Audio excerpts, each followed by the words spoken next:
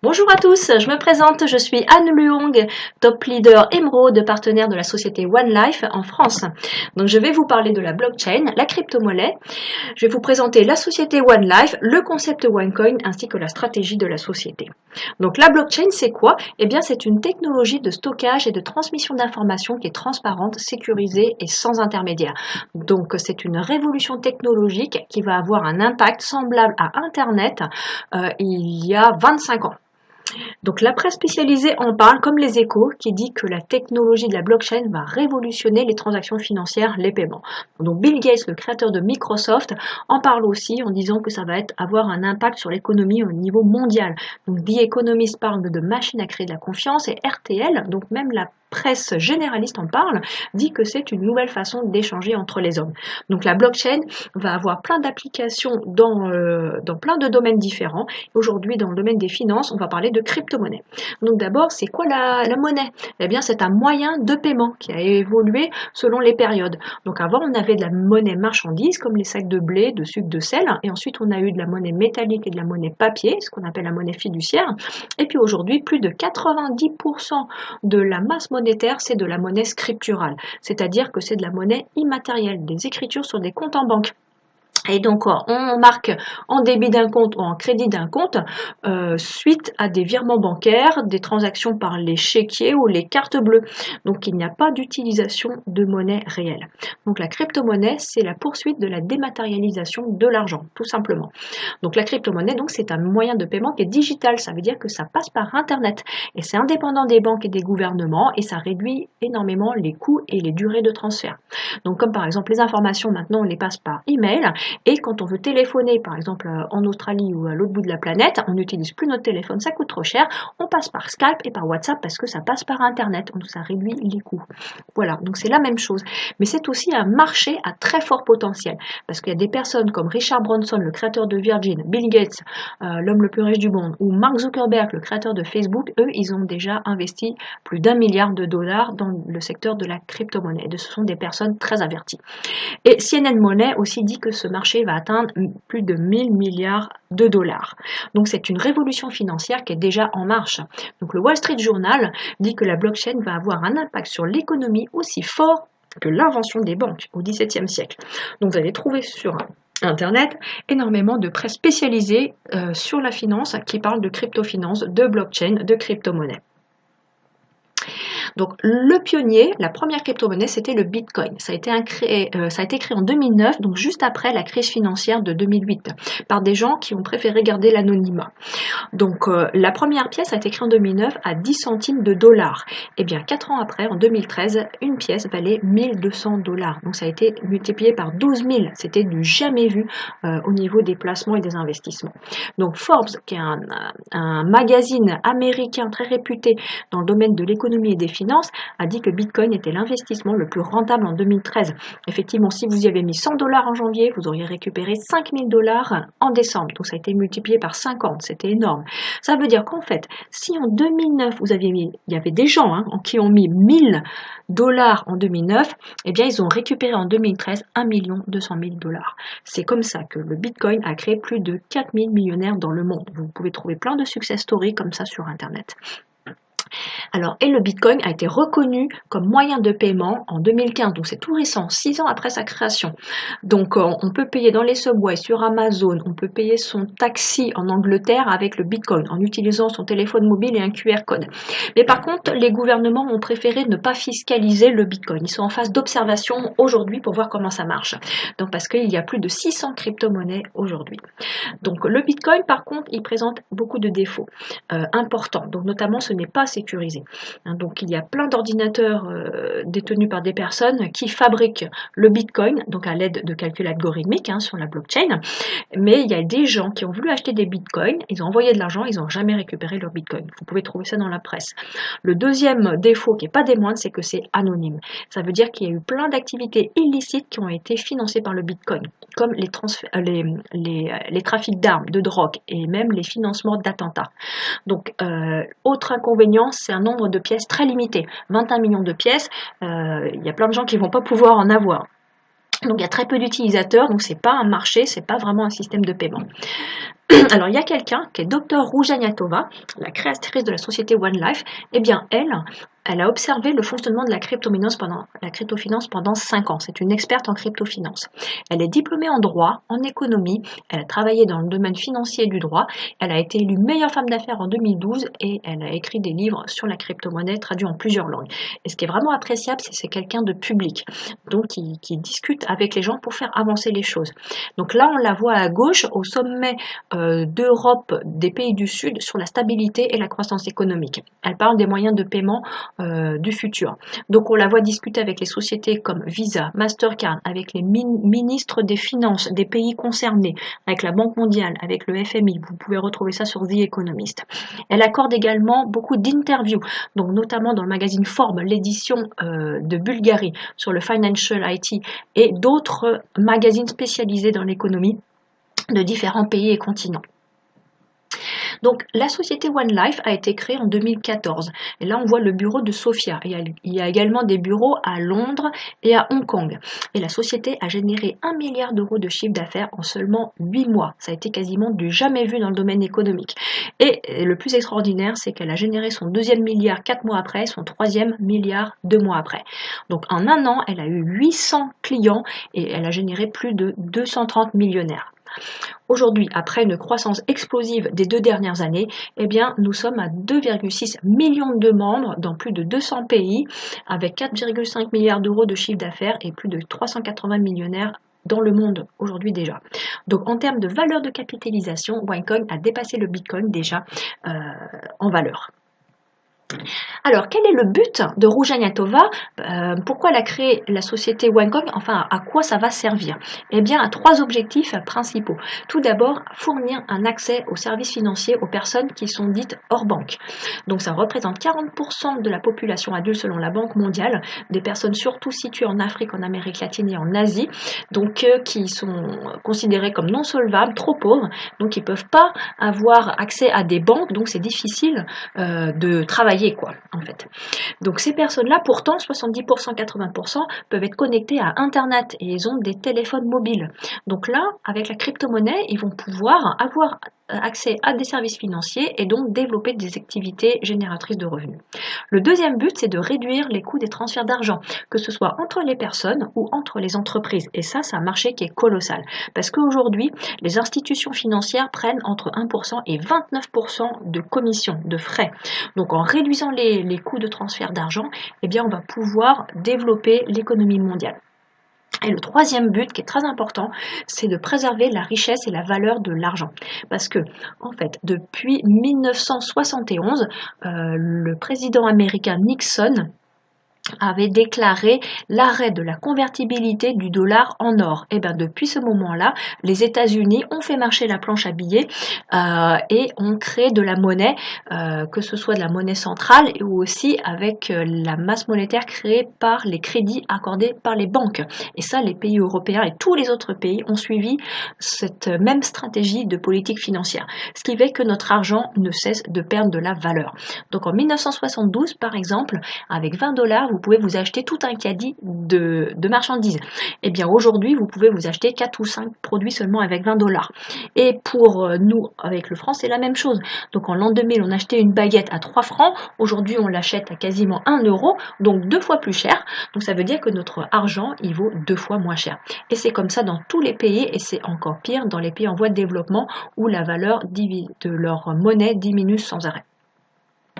Donc le but, c'est bien de créer un système de paiement global, une monnaie sans frontières, qui soit stable, rapide et fiable, donc pour pouvoir être utilisée massivement. Et on veut devenir comme ça le Coca-Cola de la crypto-monnaie, c'est-à-dire être mondialement connu, utilisé partout.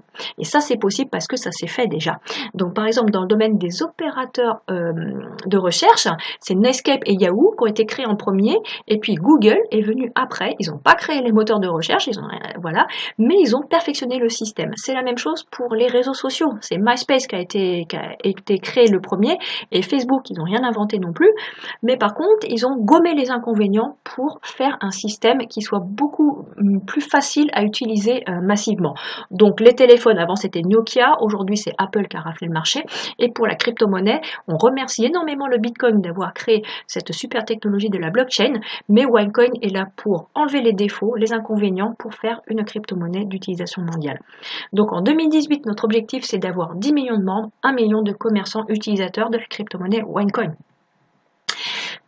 Alors le concept OneCoin, c'est aussi de contrôler la valeur pour éviter la volatilité du prix. Aujourd'hui, le Bitcoin fait yo-yo entre 200, 300, 600 $. Donc ça ne peut pas être utilisé, c'est trop instable pour les commerçants. Donc aujourd'hui, on va créer une valeur contrôlée. Donc l'achat et la vente du OneCoin est contrôlé. Et ensuite, quand il va y avoir beaucoup de OneCoin créés, on va pouvoir offrir au marché. Donc en janvier 2015, un OneCoin valait 50 centimes. Et en décembre 2015, ça valait 4 €. Donc ça a été multiplié par 8. Donc moi, quand j'ai découvert le OneCoin comme les premiers Français, c'était en janvier 2016. Et ça valait 5,25 €. Donc le OneCoin avait déjà été multiplié par 10. Tous les autres pays qui ont commencé avant nous, donc beaucoup de pays européens aussi notamment, eh bien, ils avaient déjà eu une augmentation considérable de leur OneCoin. Et aujourd'hui, donc en novembre 2016, ça vaut presque 7 €. Donc depuis le début, le OneCoin a été multiplié par 14. Donc ça, c'est les faits. Donc avec une croissance de 75% par mois. Mais alors comment et pourquoi la valeur du OneCoin augmente? Eh bien tout simplement parce que le nombre de OneCoin qui peut être fabriqué, il est limité. Ça, c'est dû à la blockchain, à l'algorithme. Et nous, à OneCoin, nous avons la capacité la plus importante de toutes les crypto-monnaies mondiales. C'est 120 milliards de pièces, parce qu'on veut être une monnaie mondiale. Et alors la valeur elle augmente parce que plus il y a de OneCoin fabriqués, moins il en reste à fabriquer. Moins il en reste, plus sa valeur augmente, donc plus il se fait rare en fait, plus il se fait cher, donc plus il est demandé, etc. Donc c'est un cercle vertueux. Et ça va augmenter comme ça jusqu'à ce que pratiquement tous les OneCoin vont être fabriqués. À partir de 80% de OneCoin fabriqués, on va ouvrir au niveau du marché et même là, à ce moment-là, on sera tellement nombreux, il y aura tellement de pièces que s'il y en a un qui vend beaucoup de OneCoin, ça ne va pas faire chuter le prix. Donc c'est à partir de là que ça va être vraiment un système de paiement. Donc pourquoi est-ce que OneCoin va être la première crypto-monnaie? Parce que déjà, OneCoin appartient à un écosystème global, OneLife. Ce n'est pas simplement une seule crypto-monnaie. Il y a de l'éducation derrière. On peut faire du change, c'est une communauté. Il y a des partenariats avec des commerçants. On va pouvoir acheter des produits en ligne en utilisant le OneCoin. C'est déjà quasiment en place. Donc c'est un système de paiement. Aujourd'hui, il y a déjà des gens dans d'autres pays qui ont des cartes bancaires où ils peuvent retirer de l'argent dans des distributeurs normaux. Et de l'argent qui vient de leur compte OneCoin. Et avec leur carte, ils peuvent aussi déjà payer des commerçants avec de l'argent qui provient de leur compte OneCoin. On peut faire du trading, on peut participer à des associations caritatives, il y a des applications pour les commerçants, il y a aussi des jeux, des Coin Vegas, etc. Et le plus important aussi, c'est que c'est basé sur le meilleur système de propagation et de distribution dans le monde aujourd'hui, qui est le marketing de réseau, le marketing relationnel. Et surtout, c'est que nous avons les meilleurs professionnels du marketing de réseau dans le monde aujourd'hui qui ont participé à la création et qui rejoignent la société régulièrement là aujourd'hui. Et ça, vous pouvez le voir sur Business for Home, un site internet neutre qui recense les nouvelles sur les compagnies qui travaillent dans le domaine du marketing de réseau.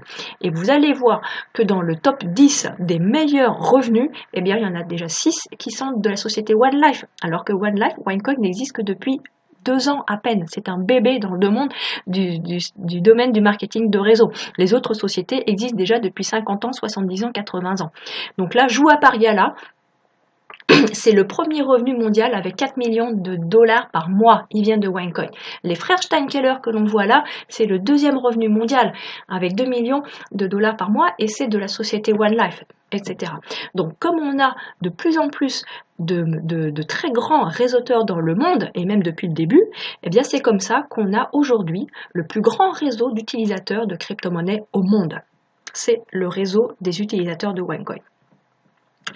Alors, Nous sommes à un point de momentum aujourd'hui, c'est-à-dire où il y a l'élan qui va faire en sorte que ça va augmenter massivement. Regardez l'histoire de Facebook à gauche. Eh bien, Facebook en bleu a été créé après MySpace. Donc MySpace était leader en 2005, 2006, 2007, mais à partir de 2008 déjà, eh bien, les membres Facebook ont augmenté à partir d'un certain moment. Eh bien, ça a augmenté et Facebook a dépassé MySpace, donc qui était en chute après. Et c'est exactement ce qui va se passer avec OneCoin. Donc les 2 premières années, 2015 et 2016, on a été les pionniers. On a mis en place le premier système aujourd'hui. Et maintenant, 2016, c'est le point de momentum. C'est là où la courbe va s'infléchir et ça va augmenter considérablement par la suite. Donc le momentum, c'est maintenant et ça va durer à peu près un an, courant 2017.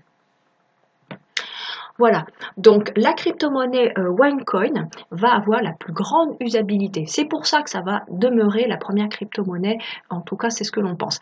Alors il y a 2 produits qui sont produits par la société OneLife, les packs éducatifs et l'application mobile.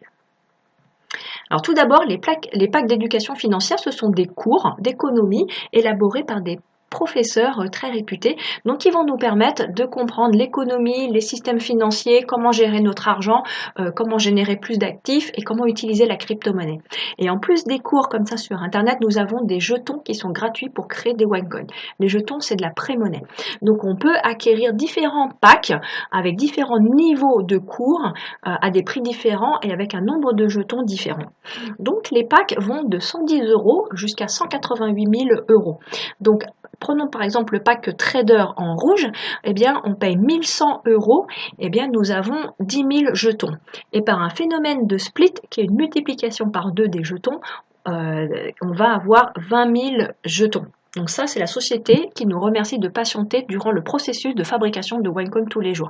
Et donc, on va avoir un nombre de OneCoin de 286 pièces. Et à une valeur d'aujourd'hui, ça fait environ 2000 €. Ça veut dire que vous avez mis 1100 €, 2 mois après, vous avez 2000 €. Prenons le pack Tycoon noir. Là, il coûte 5 500 € avec 60 000 pièces et là, on a 2 splits, c'est-à-dire que c'est multiplié par 2 et par 2, donc ça fait x4. Donc 280 000 jetons et il faudra probablement 75 jetons pour faire une pièce de OneCoin. Ça veut dire qu'on aura un portefeuille de 3200 OneCoin dans un laps de temps de 3-4 mois.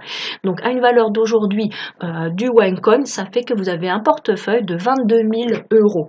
Donc votre placement initial aura été multiplié par 4 en 4 mois. Donc admettons qu'en 2010, on va avoir une valeur du OneCoin à 10 €, donc ça vous fait un portefeuille de 32 000 €, donc multiplié par 6. Voilà. Et plus les packs sont importants, eh bien plus le bénéfice est grand aussi. C'est logique. Alors maintenant, le deuxième produit, c'est l'application mobile pour les commerçants. Il faut savoir que les applications mobiles, on est à l'ère aujourd'hui des applications mobiles. Donc c'est un marché qui est croissant et il va avoir un niveau considérable dans les années à venir. Donc l'application, eh bien, les petites sociétés n'ont pas les moyens de se le payer aujourd'hui. Et pourtant, voilà les bénéfices que les commerçants et les indépendants vont avoir. Ils vont pouvoir augmenter, fidéliser leur clientèle, automatiser, c'est-à-dire simplifier les prises de commandes, les cartes de fidélité et autres. Ils vont avoir un référencement préférentiel sur Google, c'est-à-dire que quelqu'un qui cherche un hôtel à Paris, par exemple, eh bien, il va voir justement l'hôtel qui va avoir l'application. Parce que OneLife a un partenariat, donc paye le référencement chez Google. Il va avoir accès au réseau de 2 600 000 personnes et cette application-là coûte beaucoup moins cher sur le marché. Il faut payer environ 3-4 000 € pour avoir une application personnalisée. Là, ça coûte seulement 1100 € et vous ne payez qu'en une seule fois. Il n'y a pas de frais de maintenance ni de mise à jour, tandis que vous pouvez faire la mise à jour quand vous voulez.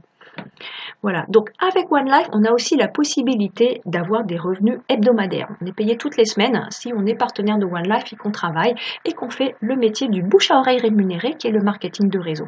Donc on travaille en tant qu'indépendant de chez soi, mais en équipe, à temps choisi avec un conseiller gratuit. Donc sans contrainte, il n'y a pas d'engagement, il n'y a aucun chiffre d'affaires minimum à faire. On a des commissions en fonction de nos résultats et on peut avoir comme ça des revenus qui sont illimités. Donc les commissions sont par exemple la vente directe, donc on perçoit 10% du montant d'un pack vendu. Par exemple, si on vend un pack 5 500, eh bien on perçoit 550. Mais alors on a des commissions aussi très importante sur la construction d'équipe et le développement de leaders.